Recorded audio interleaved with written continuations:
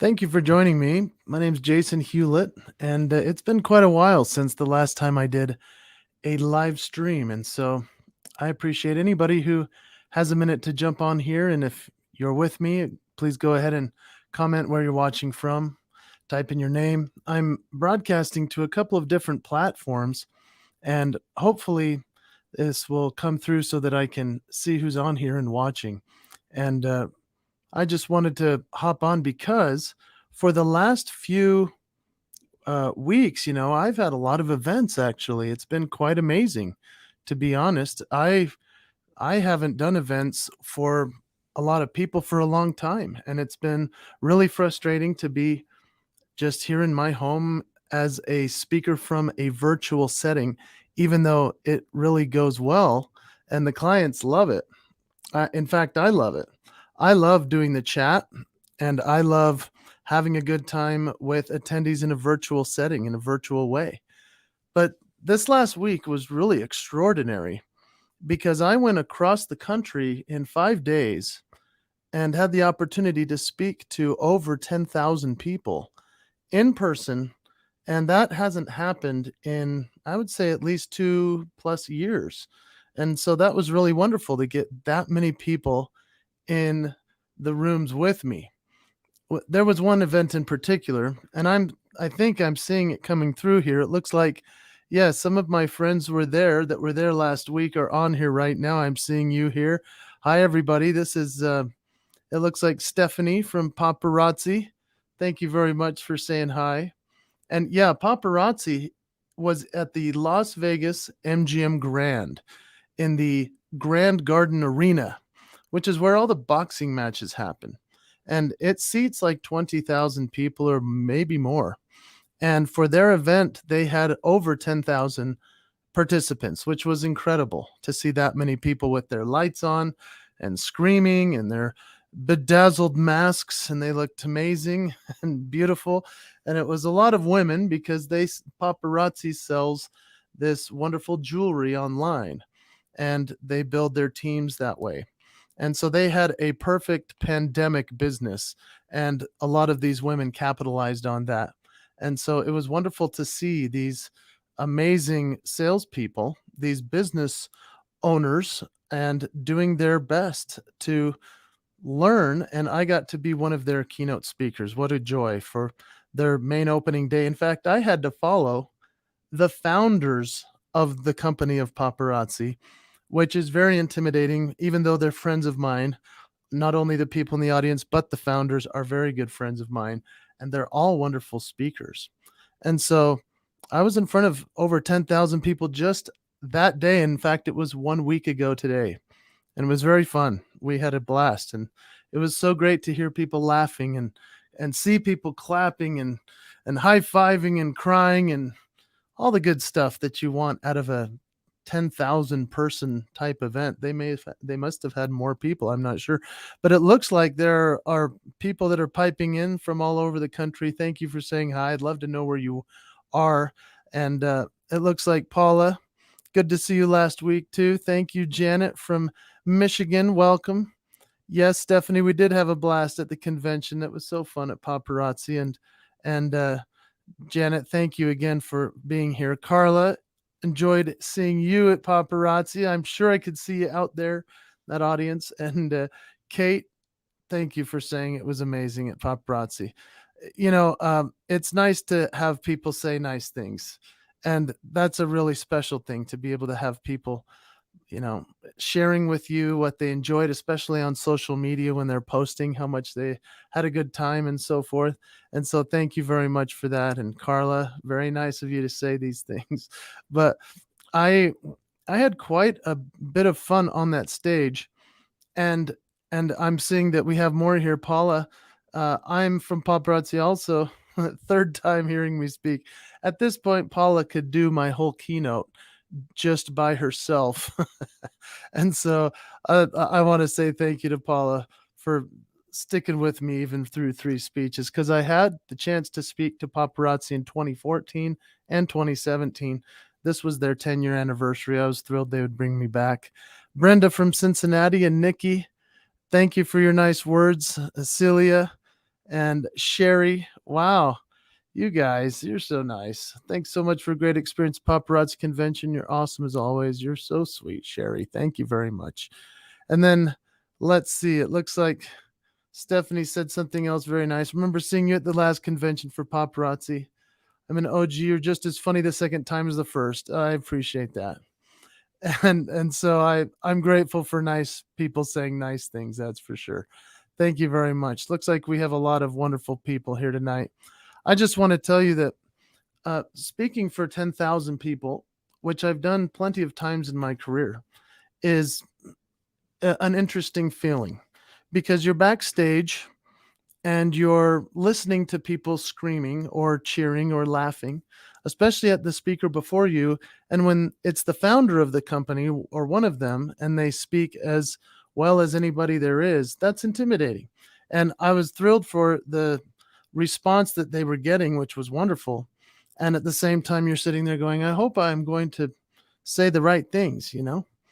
And one of the things that I wanted to jump on here today to just talk about that I learned last week by speaking to 10,000 people in one fell swoop was the power of patience.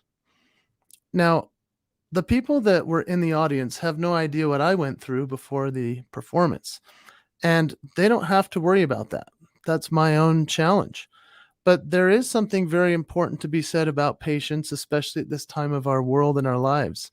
Because when I was on the airplane coming to the event, people were not very patient in that. And it's always been that way. But especially in the service industry, people are suffering right now. And patience is a virtue. We know that. But it's extremely important for us to reconsider our promise to be patient. And as I took the stage, we had not done a proper sound check. I had not had a chance to check my slides, which is a big problem, just to make sure that they were going to function properly. In fact, they gave me a clicker that I had never used this kind in probably 3 years, and I was hitting the wrong button through the whole presentation. So it was going back and forth. In fact, I didn't even know what slide was coming next because I couldn't see on the screen what was happening. And so I want you to think about for yourself your own level of patience, not only with yourself, but with the situation you might find yourself in. You see, people are serving us and they're doing their best. Maybe they're not even doing their best. Maybe they're sick of working. Maybe they're sick of people, and that's normal. But at the same time, we need to be patient with them and patient with our expectations of what we feel that they should be delivering to us. And in terms of being patient with as an audience, for example, this audience had to be patient as well. You see, they launched their new products, which you should hear what happens when they launch products at this event. It is like Oprah just gave everyone a car. And it's not like they're throwing the products at these people. These are products they have to go to the store and purchase, which they're all thrilled to do and they want to do right away. And they had to be patient as they sat through a bunch of keynotes by people they really liked, the founders of the company, and then me, whom a couple of them or lots of them didn't even know who I was until I came out on stage. And so when we think about being patient as an audience, even for perhaps somebody struggling, or even for the launch of the products and when the store might open. I was now the guy in between the people being able to leave and go get all their products that they wanted and still doing my presentation.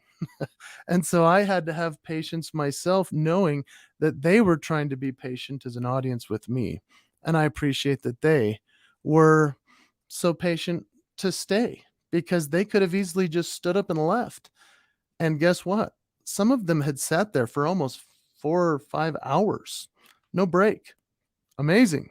So I appreciate that they stuck around. So the first thing I learned speaking in front of 10,000 people last week, or at least was reminded of, was the importance of patience and my own patience, not only with the service I receive or the people I work with, but especially with myself. How patient am I truly with me? And am I patient enough? I'm looking at some of these comments, and I appreciate you guys saying such nice things here.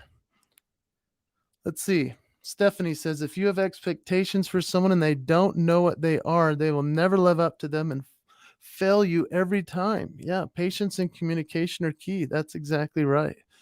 No, it's true. We need to realize our expectations even of ourselves, right? And so within that, we need to find our patience and working with others and so forth. And and so, let's see what else we've got. We've got David here, Lisa. Thank you so much. Love you guys. It looks like Teton Music. Hey, love you too. Yes, the service industry, as Ana Liata, my dear friend, says, the service industry has been hit double hard. It's crazy what they're going through, and especially on airplanes now, people are sitting with their masks and they don't want to, and flight attendants are asking them everyone to be patient. Everyone's made a promise to come on this flight and be agreeable and work through it. And unfortunately, people are kind of losing their sense of reason. And so if we can be the person who practices patience, even when all heck is breaking loose all around us, even when people are making a fuss about everything that needs to be done in order to have an event, even. Have you been to any events lately? If other than my dear friends that are already on here, I'm curious if you've been to some events that you've been like, wow, I can't believe that this or that happened, or I'm so disappointed with this event, and we lose our patience so easily. And so I learned quite a bit about patience for myself on that trip. After the Las Vegas trip, which was so fun for all of these amazing consultants of paparazzi, I then hopped a flight that day and flew into the night to Los Angeles and then to Nashville. Usually you don't go through Los Angeles to get to Nashville, Tennessee, but that's the route I took. And guess what happened in Los Angeles? Speaking of patience, there was no air conditioning on the plane. When you board a plane, have you ever boarded a plane in a hot place and not had AC? Yeah, there were a lot of upset people. I mean, it was kind of scary. We were sweating and soaking wet. People were griping and pressing the button to call the flight attendant, like, I'm so hot. And, we're all hot. We're all sweaty. We all had our masks on. It was miserable. I mean, I even made a post and I sent it to Delta and said, this is my face when there is no AC. I'm sure they didn't appreciate that if anyone saw it. But I thought to myself, how patient can I truly be while I'm flying the wrong way to get across the country? And finally made it to Nashville in the middle of the night. The next morning, I spoke to a group where I was a speaker for a group of hospital directors and radiology technologists with the AHRA event. About 500 people were there. I'm sorry. Oh, don't be sorry. I just got a new watch and now it's talking to me. So, does anybody have a new watch? I just got this Apple Watch. I'm still learning it, and I guess it just apologized. So I appreciate that. My watch is patient with me at this point.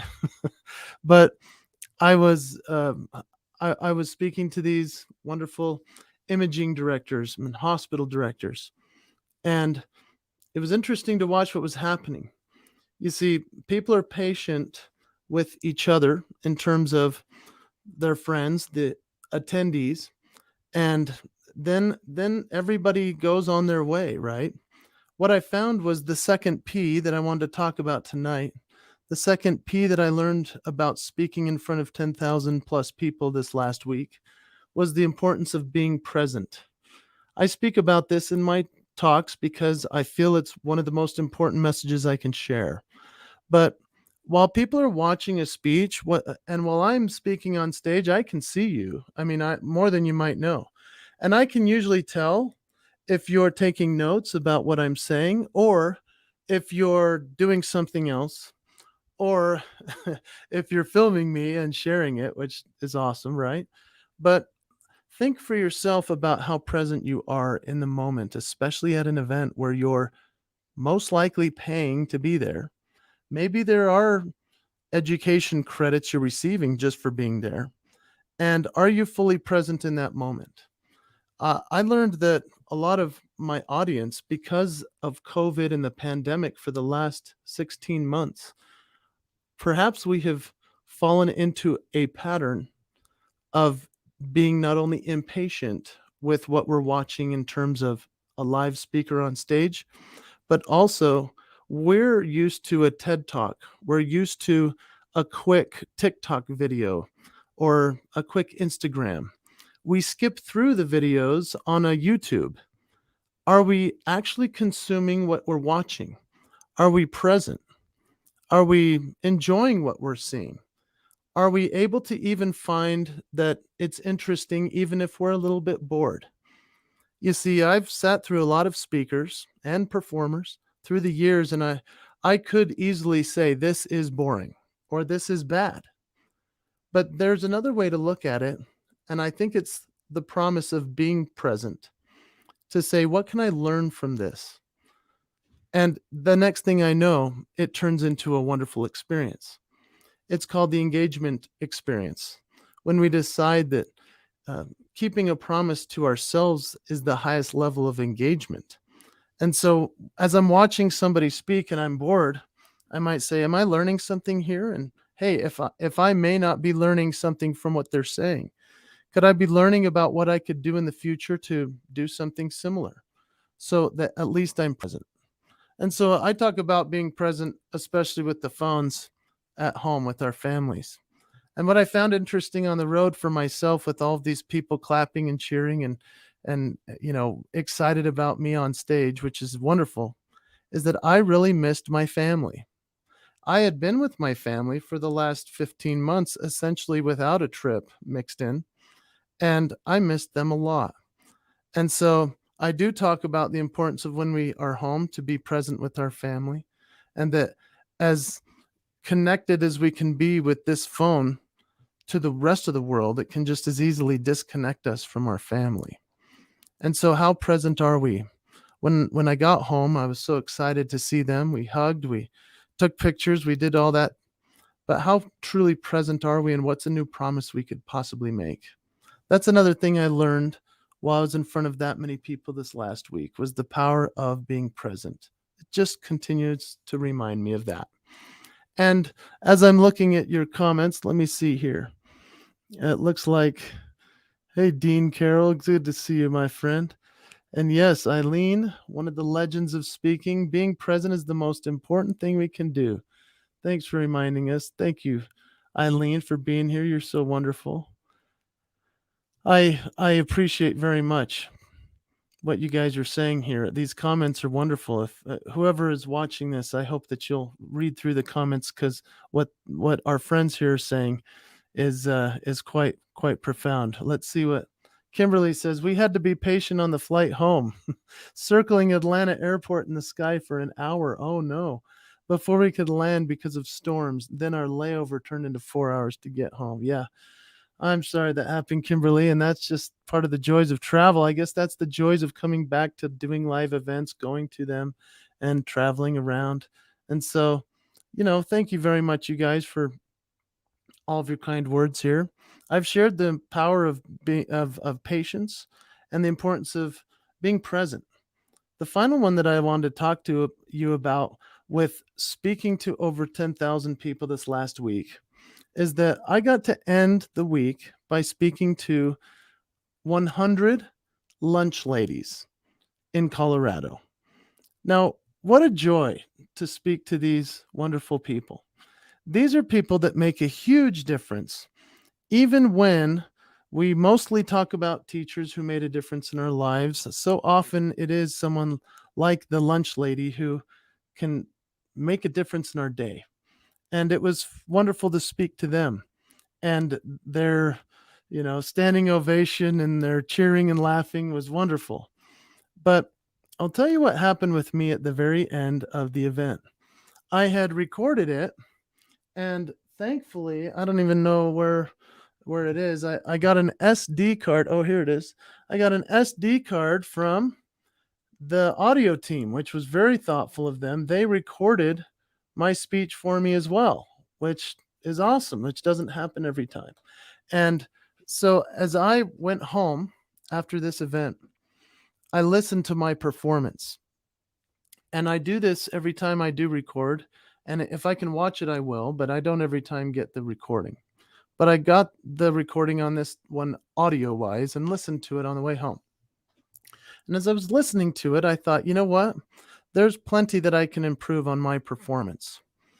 And so I want to give you the third one, which is the promise of performance, is what I learned this last week. After speaking in front of over 10,000 people, and even though it all went well, and I got great response, lots of laughs, people clapping and saying they loved it, and I'm the best they've heard, or whatever they said, which I appreciate, is nice.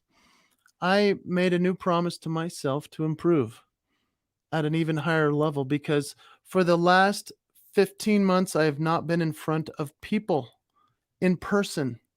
I have been right here on my virtual studio. See, tonight I'm coming to you from my new computer that I just got, the new M1 chip Apple MacBook Pro. I'm just hoping my voice is syncing up with the video. But I'll tell you what, it's weird to be in front of people again. As much as I've done it for 20 years, it's not the same. And I'm not the same. I've changed. And so I came home and I actually did something that a lot of people might be surprised to know, but this is the promise of performance. I came home and I enrolled in John Maxwell training, and I signed up for the speaker training. I don't know if you're familiar with John Maxwell, but this is a great man. He has the most amazing leadership training I've ever seen. And I signed up for it and I started taking notes, like lots of notes. And I'm downloading their papers and printing them off. And yeah, I've been put in the Hall of Fame of speakers, but that doesn't mean I'm done, right? I have tons I can learn. And after listening to my speech, I thought, wait a minute, am I connecting? Am I engaging? Am I actually helping them, the audience, or am I just impressing them with some funny stuff or some silly faces and, hey, haha, can you do this signature move? And they're like, I don't know my signature moves. And I think, did I teach them how to find their signature moves? Did they comprehend the ICM process, identify, clarify, magnify? Because if they didn't, then did I do my job? I want them to walk away from the presentation thinking, I have power now to invest in myself. I know what direction I need to go to find and identify my signature moves. I'm going to clarify it with the people that matter most and magnify my promise from now on. And I thought, as I listened to myself and as I've gone through this training, I've been listening. I think I've listened to 8 hours now in the last 2 days as I've been on a treadmill or I've been working out, and I've been thinking, am I improving my performance? So that's the third P I give you tonight. First one was patience. Second was presence.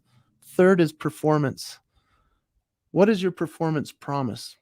To improve? To rely on what you've always done? To add new stories or to stay the same? To push yourself? Or to even stand up on a stage and not have a chance to go over what you normally would, and then have to rely upon those, automatic skills that you've perfected through the years? Can I perfect that? Can I improve it? I'm trying. And I've enrolled in this training with John Maxwell to get better. And so I hope that that helps you and makes you think a little bit about your own performance, your own promise. If you're a speaker or a trainer, a leader, a connector, a salesperson, we all can learn a lot from being more patient, having more presence of mind and of state of being, and of course, improving our performance. Debbie's saying, do the Elvis impression. Well, hello, Debbie. How you doing? Hi, Debbie. Thank you for that. Yeah, We all have incredible gifts, talents, skills, don't we? And hopefully, when you hear me speak, you think more about yours than about mine. Because I do say that you have talents I don't have, and I have talents you don't want. And I know that makes you laugh, and I appreciate it. But it's really to teach you that you have gifts and you should share them, even if they're weird, even if they're different, even if you might see them and go, that was bizarre. What's mine? I just want to make you think. I want to push you, and I want to push myself too. Regina, you're sweet. Wow, you're awesome. I wouldn't think you need to improve on anything. Yeah, you're funny. I I appreciate that, and equally I can't imagine ever thinking that. I hope I never will. And let's see. Stephanie, patience, present. Promises need to be kept to yourself, those around you. Paparazzi's awesome. Performance can always be improved. Yes. Never stop learning and applying. You guys, it's been wonderful to chat with you. And I appreciate so much that we could have a little bit of time here to connect for a moment. But I hope that you'll think about it because maybe someday you'll get to be in front of 10,000 people or more. Because standing on a stage like that changes the way that you think about your own performance, your own presence, your own patience. And it changed me just being in front of that many people this last week. I don't have another performance in front of people on stage for 2 weeks. And I have virtual now lined up again, where I'll be right here behind me in my office. And I love it because there's a chat that's open and I can read the minds of the participants. That's always fun. And so, hey, I just wanted to say hello to this person. Probably the best face on the internet tonight. This is Bay Haley. This is my sister. Hi, Haley. You were at the last paparazzi with me. Remember we sang happy birthday to you? That was in August a couple of years ago. I hope you're well, Hayes. And I love you. Miss you. Yeah, here she is again. Let's see. This is her. Love seeing you at paparazzi. There it was years ago. Hey, David Freed, you've been so nice. I've seen your messages on Facebook. Thank you very much. Have a good night to you, my friend. And thank you everyone, to my paparazzi friends and everyone who's on here tonight. I appreciate so much. Thank you, Stephanie, for your nice words. Keep letting that light shine. I hope that you guys have a good one, and thank you very much for joining me. That's what I learned performing and speaking to 10,000 people last week. Can't believe it's over because that was a crazy week. But it's sure nice to have this technology that's a miracle. It's a miracle that we can talk right now and it's live. Unbelievable. Have a good one. And don't forget, always keep the promise.